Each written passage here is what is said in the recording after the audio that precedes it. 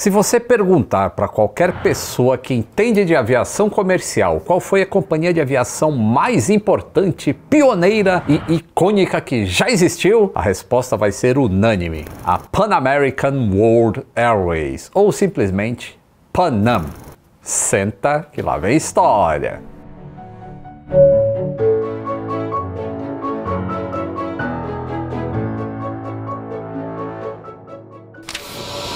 Saudações aeronáuticas! Tudo bem com vocês? Tudo bem.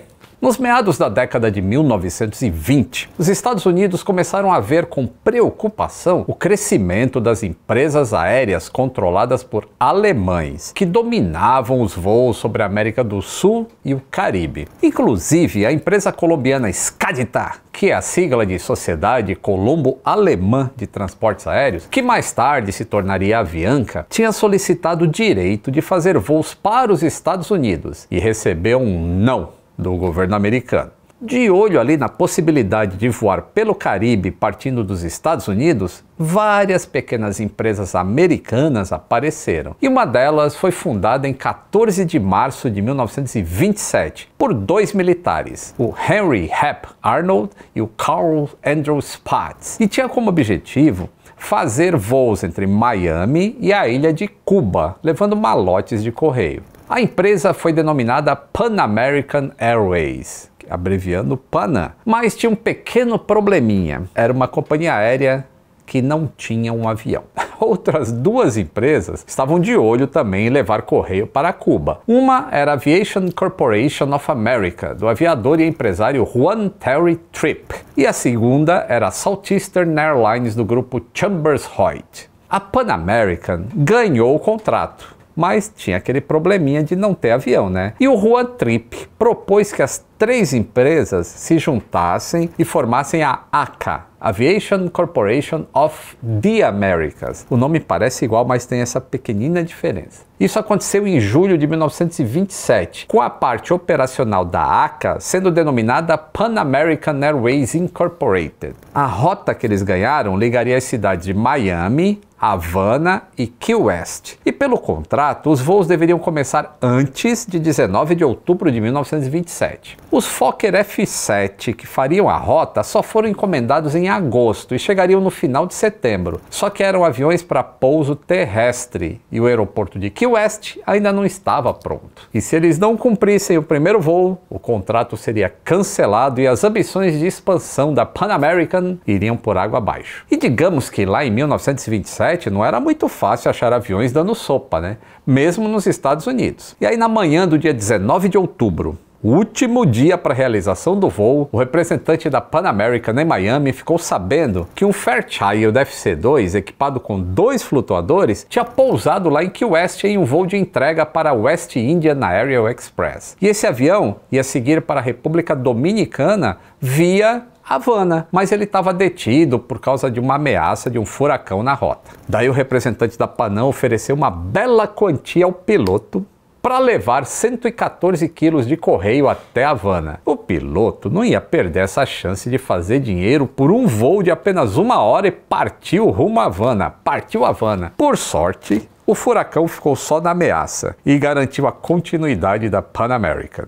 E sabe o que mais? A West Indian Aerial Express acabou sendo comprada pela Pan American mais tarde. E para frear o domínio dos alemães na América Latina, o governo americano entregou quase o monopólio das rotas internacionais, partindo dos Estados Unidos nos anos seguintes para Panam. O Juan Tripp e sua trupe, desculpem aí o trocadilho, compraram várias pequenas companhias no Caribe e também na América do Sul e Central. Já em 1929, contando até com o apoio do famoso aviador Charles Lindbergh como consultor técnico no desbravamento dessas novas rotas. E o próximo passo para Tripp seria chegar em Buenos Aires, descendo pela costa do Pacífico. Mas a rota de comércio entre a cidade do Panamá e Santiago era dominada pela empresa americana W.R. Grace Corporated, que não via com bons olhos essa presença da Panam. O Juan Tripp, então, comprou a empresa de aviação no Peru e no Chile e pressionou a W.R. Grace a se juntar com ele, fundando a Pan American Grace Corporation, Panagra,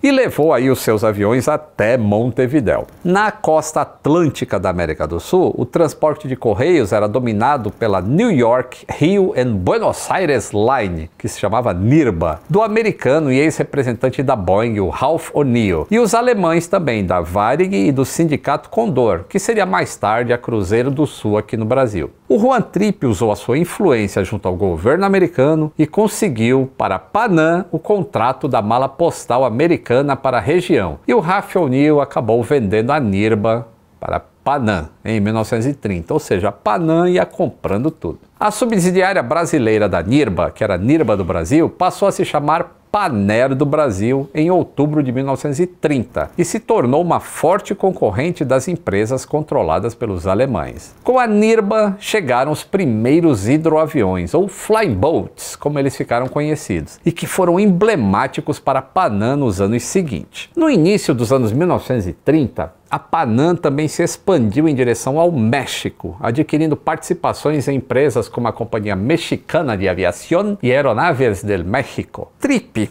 ele parecia o Elon Musk da época, né? Ele também fez um acordo com relação a rotas com a UATC, que é a United Aircraft and Transport Corporation, que a gente já viu aqui, ó, na história da United, no episódio 439. Em troca de uma grande quantidade de ações da companhia, e 2 anos depois, a ACA mudou de nome para Pan American Airways Corporation. A UATC é a empresa que um dia se tornaria 3 grandes empresas independentes. A Boeing, que fabrica avião, a Pratt & Whitney, que fabrica motores, e a United Airlines. E essas 3 voltariam a se encontrar muitas vezes com a Panam no futuro. Em 1931, o Trippe enviou uma carta para os principais fabricantes de flying boats procurando um avião multimotor com alcance de 2.500 milhas com 4 tripulantes e 1.360 quilos de carga, mostrando os planos de expansão da Panam para destinos mais distantes. Com o Sikorsky S-40, ela conseguia voar de Boston até Halifax, mas o prosseguimento dos voos para a Europa não era possível por razões políticas. Os ingleses não permitiriam que uma empresa americana atingisse as ilhas britânicas antes que eles pudessem fazer a mesma coisa no sentido inverso. E a partir do Sikorsky S-40, a Panam começou a batizar os seus flying boats com o nome de Clipper, sendo o primeiro o November Charlie 80 Victor, que recebeu o nome de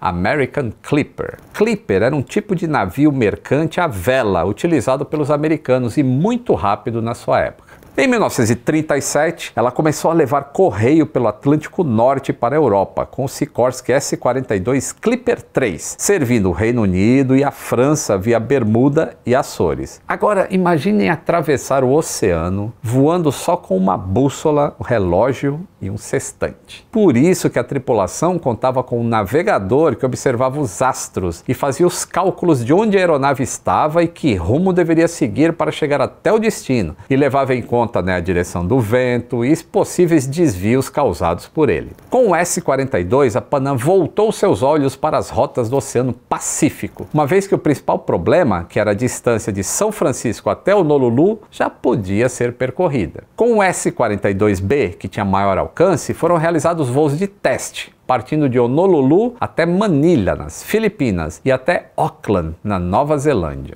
Em 1936, entraram em operação os Martin M130 e iniciaram os voos regulares nas rotas do Pacífico. Os M130 custavam 9,5 milhões de dólares em valores de hoje. Isso era 5 vezes mais caro que um Douglas DC-2, que era o maior avião operado em terra na época. E uma passagem só de ida para Manila custava 18 mil dólares em valores atualizados, o que daí uns 110 mil reais. O voo no Martin demorava 2 semanas a menos do que um navio. E o número de passageiros que podiam ser transportados não era lá essas coisas. No trecho entre São Francisco e Honolulu, o M130 levava a quantidade de combustível para o voo, mais alguma coisa de emergência e ainda um interior equipado com salas e camas. E aí o número de passageiros permitidos ficava ao redor de 8. E não era raro terem mais tripulantes do que passageiros a bordo. O pioneirismo desses voos foi tal que em 1937 a Panam recebeu o troféu Collier, que é um prêmio concedido uma vez por ano para aqueles que obtiveram no ano anterior os maiores avanços nas áreas da aeronáutica e astronáutica nos Estados Unidos. Em 1939 chegaram os enormes, para a época, o Boeing 314, e com eles os primeiros voos transatlânticos de passageiros se tornaram realidade, apenas 12 anos depois da famosa travessia de Charles Lindbergh. O que antes era uma ousadia se tornou algo comum, e para mudar a imagem de aventura e não assustar os passageiros, os pilotos que estavam ali sempre sujos de óleo, usando jaqueta de couro, começaram a vestir uniformes branquinhos, vistosos, que lembravam os da Marinha. E é daí que surgiram as berimbelas, que você, como membro, tem, sabia? Se você apoiar o canal e se transformar em membro, você ganha berimbelas nos ombros e aparece do lado do seu nick aqui no YouTube. E eles começaram a vestir uniformes vistosos parecidos com o da Marinha. E se você quiser ficar tão bonito quanto os pilotos da Panam, já sabe o que eu vou falar, né? Sim, senhor capitão, é da Insider, né? Além das camisetas básicas, como as tech t-shirts, eles também têm uma variedade de modelos para as mais diversas ocasiões. Roupa casual para sair, para trabalhar, para pilotar um avião debaixo do uniforme ou um navio. A Insider tem tudo. Então aproveita que está tendo uma promoção especial. Se você comprar duas Daily T-Shirt ou duas Tech T-Shirts, você ganha mais uma do mesmo modelo de brinde. Mas atenção, tá? Essa promoção não está no site da Insider. Ela está disponível apenas pelo nosso link na descrição. Então, se você gostou, corre que essa oferta é válida por apenas 48 horas. Ou até durarem os estoques. Repita! Esta promoção é exclusiva para o canal Aviões e Músicas e só pode ser acessada pelo link na descrição ou nesse card que está aqui em cima, ó. Ou por 48 horas ou enquanto durarem os estoques. Mas se você quiser comprar qualquer outro item lá no site da Insider, aproveita e usa o meu cupom LITO, que você ganha 12% de desconto. De volta para nossa história. Então essas berimbelas, que essas faixas que a gente vê até hoje nos tripulantes, vieram dessa época. E as linhas do Pacífico também receberam novos aviões e uma viagem de São Francisco até Singapura passou a levar um quarto do tempo que levava.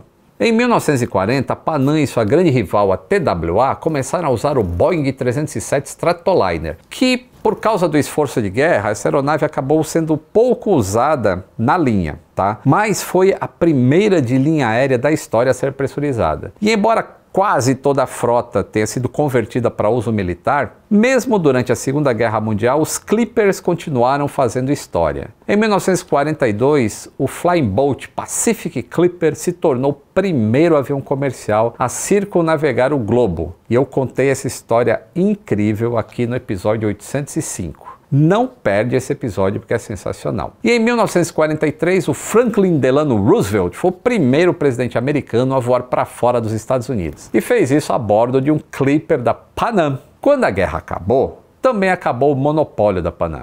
Apesar de ainda manter um forte lobby, agora ela competia com a American Export Airlines e TWA nas rotas para a Europa. E enfrentava a Braniff, que voava para a América do Sul, e a United e a Northwest Orient nos voos para o Pacífico. Com a proliferação de pistas pelas ilhas do Pacífico, que foram causadas pelas necessidades da guerra, e também pelo aumento do alcance das aeronaves, os Flying Boats perderam a exclusividade nas rotas mais longas. E aí aquele desenho mais aerodinâmico dos aviões terrestres faziam com que fossem bem mais eficientes e econômicos. E aí, vendo o sucesso desses primeiros aviões terrestres da concorrência atravessando o Atlântico, a Panam começou também a voar com o Douglas DC-4 de Nova York para Portugal e Reino Unido em 1946. A viagem, que hoje leva mais 7 horas e a gente reclama que acha demorada, na época levava 17 horas para Londres e mais de 20 horas para Lisboa, contando as paradas dos Açores. Mas era bem melhor que os hidroaviões, que levavam quase 30 horas. Naquele mesmo ano chegaram os últimos grandes aviões da era pistão, os belíssimos Lockheed Constellation e os também a pistão Douglas DC-3, que faziam a rota de Nova York para Buenos Aires pela Panagra e levavam quase 3 dias para fazer essa rota. Em 1947, a Panam estreou a primeira linha regular ao redor do planeta. Era um avião que saía da costa oeste e outro da costa leste, e ele se encontrava em alguma parte da Ásia.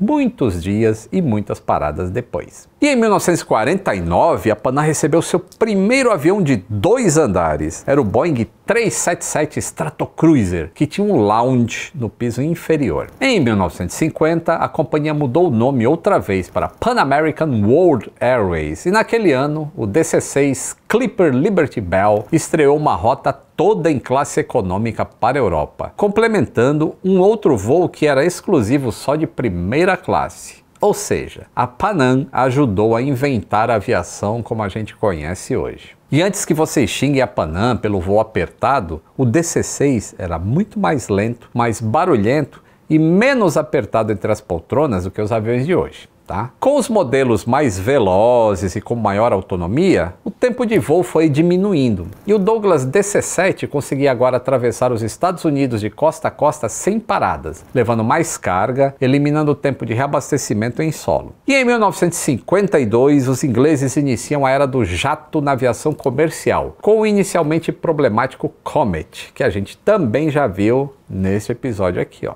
Juan Trippe procurou os fabricantes americanos e viu que eles também estavam trabalhando em jatos de passageiros. E em 1955 encomendou 45 unidades dos novos modelos, sendo 20 do Boeing 707 e 25 do Douglas DC-8. A Panam recebeu o primeiro 707 de produção, que era o November 707 Papa Alpha, batizado de Jet Clipper America em 15 de agosto de 1958, que foi o responsável pela primeira travessia a jato do Atlântico feito por uma empresa americana, ligando Nova York a Paris sem escalas. A Panam foi a maior operadora do Boeing 707 em todo o mundo. Ela teve 136 unidades em diversas versões. O 707 e o DC-8 tinham muito mais capacidade de passageiros que os antigos aviões a pistão e eram muito mais rápidos. Isso significava mais passageiros por voo e mais voos em um período. Então estava criado o Jet-7. E na metade dos anos 60, o mundo da aviação estava se preparando para entrar na era supersônica. E a Panam já estava ligada na novidade, tendo encomendado tanto o Concorde quanto o Boeing 2707, que era um supersônico americano que nunca chegou a existir, infelizmente, e um dia eu vou contar a história dele, tá? Porque eu visitei o mock-up dele no Hiller Aviation Museum, em São Carlos, na Califórnia. Isso foi lá em 1999. Em 2013, eles transferiram esse mock-up para o Museum of Flight, lá em Seattle. Mas vou contar a história desse avião. O Juan Trippe, ele precisava de ainda mais capacidade. Imaginou que, assim que os passageiros experimentassem o voo supersônico, dificilmente eles iriam querer voltar a levar o dobro de tempo para percorrer a mesma distância. E os supersônicos que estavam em projeto não eram maiores que o 707 ou o DC-8. Então ele procurou a Boeing e falou: vamos construir um grande avião aí para depois ser convertido para carga? O Juan Trippe, ele tinha dado pitacos relevantes assim no projeto do 707, foi muito bem sucedido. E aí ele falou assim, né: construa esse maldito avião, Bill, e eu irei comprá-lo. E aí o Bill Allen respondeu assim: não, primeiro você compra esse maldito avião e então eu vou construí-lo. O projeto de um avião do tamanho que Trippe queria iria demandar até a construção de uma nova fábrica. Ia custar caro. Então, se o projeto desse errado, poderia colocar em risco tanto a existência da Boeing quanto da Panam. Mas em 1966, Trippe fez o primeiro movimento, tirou o escorpião do bolso e numa encomenda de 525 milhões de dólares na época, a Panam tornou-se a cliente lançadora do primeiro wide-body da história, o Boeing 747. O Juan Trippe deixou a presidência da Panam em 1968, depois de mais de 40 anos no comando, mas ele foi convidado de honra no lançamento do Boeing 747 e testemunharia a revolução provocada por essa aeronave e pela Panam no transporte aéreo. Essa foi a era de ouro da Panam.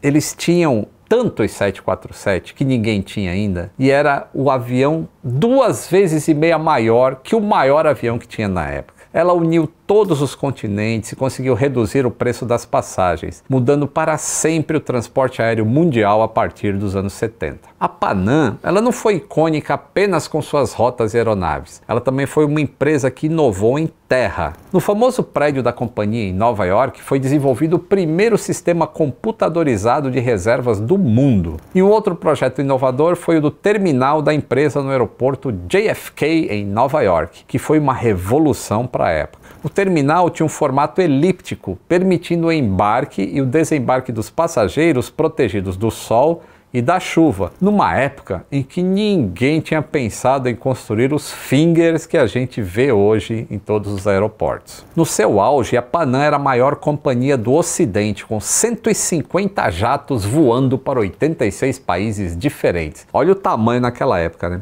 Hoje, a maior empresa do mundo, que é a American Airlines, tem mais de 1.400 aviões e voa para aproximadamente 50 países. Tem mais aviões, mas voa para menos destinos. Para vocês verem como a aviação mudou, né, dos anos 70 para cá. A Panam operou quase todos os grandes jatos comerciais de fabricação americana durante sua existência e chegou até operar os dois primeiros modelos da Airbus, o A300 e o A310. Mas o céu de brigadeiro em que a Panam voava começou a ficar turbulento com a crise do petróleo de 1973 e a consequente desaceleração da economia, o que fez a empresa encontrar dificuldades para encher os aviões da sua grande frota. E do mesmo jeito que a Panam se desenvolveu na época das vacas gordas, as empresas concorrentes também se desenvolveram e a competição com essas companhias aumentou. E em 1977, o então presidente da Panam, William Sewell, promoveu severos cortes de custos com demissões e diminuição da frota. A companhia voltou a ser lucrativa, mas nada é tão ruim que não possa piorar, porque em 1978 veio a desregulamentação da aviação americana. E aí novas companhias com menores custos e modelos gerenciais mais modernos surgiram. E ainda que isso tenha gerado um aumento exponencial no número de novos passageiros, a situação das empresas que seguiam um modelo mais antigo, como era o caso da Panam, só piorou. Mesmo vendendo boa parte do seu patrimônio no início dos anos 80, como o prédio lá da sede de Nova York que foi vendido, a empresa não conseguiu se manter competitiva e, entre outros negócios, passou algumas operações no Pacífico para a United Airlines. E a empresa começou a ensaiar uma recuperação, quando em dezembro de 1988, o Boeing 747 Clipper Maiden of the Seas, que fazia o voo 103 de Frankfurt para Detroit, se desintegrou em voo após a explosão de uma bomba sobre a cidade de Lockerbie, na Escócia. Todos os 270 ocupantes morreram. Isso gerou um processo de 300 milhões de dólares movido por mais de 100 famílias, fora o impacto na imagem da empresa.